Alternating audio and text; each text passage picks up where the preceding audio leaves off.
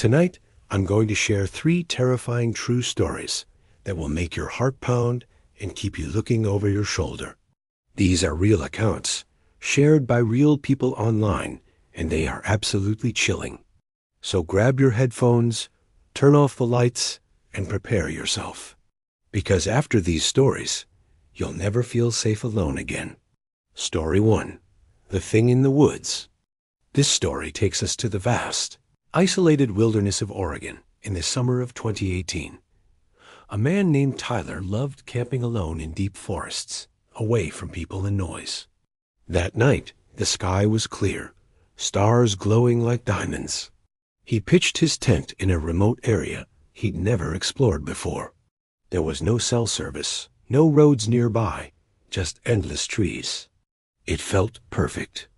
Tyler cooked a small meal, listened to the sounds of crickets, and eventually drifted off to sleep inside his tent. But around midnight, something woke him up. A faint whisper. At first, he thought it was the wind.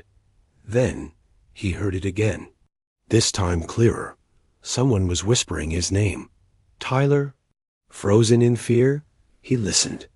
The voice was soft, almost playful, circling around his tent. He grabbed his flashlight and held his breath, trying to convince himself it was a dream. But then the whisper turned into laughter. Low, slow, and chilling, like someone was enjoying his terror. Summoning every ounce of courage, Tyler unzipped the tent and shined the flashlight outside. Nothing, just trees swaying gently. The laughter stopped. The silence was deafening. He stayed awake the entire night, gripping his hunting knife, waiting for dawn. When the first light of morning came, Tyler finally stepped out of the tent. That's when he saw it. Bare footprints all around his campsite. Dozens of them. But something was wrong. These prints weren't normal. They had 6 toes each. To this day, Tyler says he's never gone camping alone again. Story 2. The Man in the Attic. Our next story takes place in a quiet Texas suburb. A young woman named Claire had recently moved into a small 2-bedroom house. It was her first time living alone.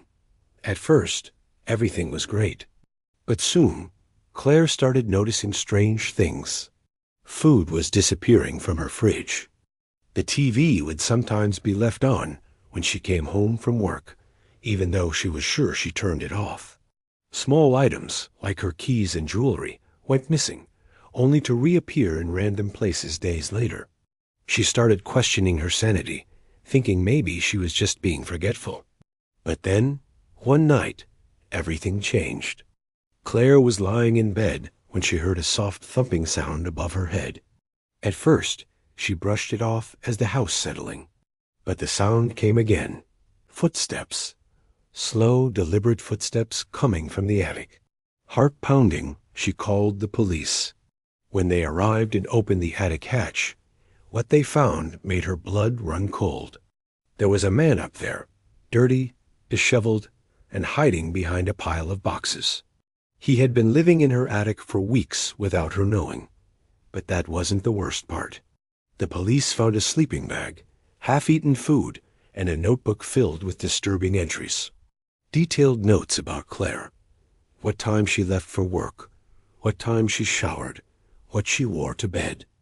The last entry in the journal read, "Tomorrow is the night." Story 3. The Caller Who Knew Too Much. Our final story is one that will make you rethink every unknown call you've ever ignored.